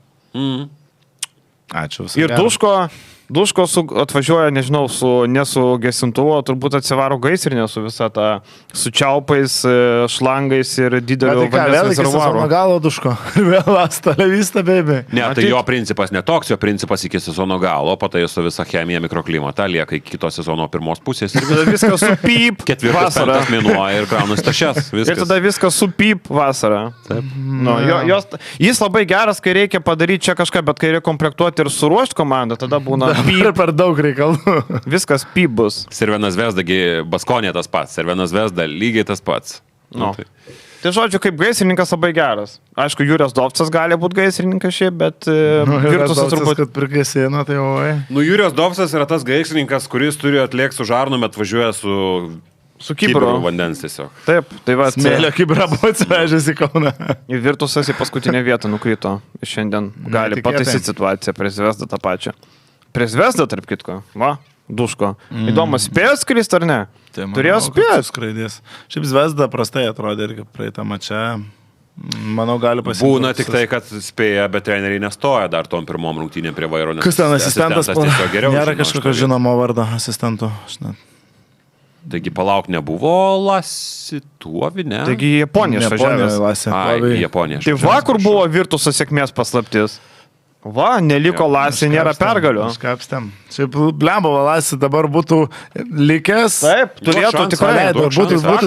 Tikrai Duško skambučio nebūtų sulaukęs. Faktas. Lasi to prapylė klubą, o dabar Prapylė, bet ką tu gali žinoti.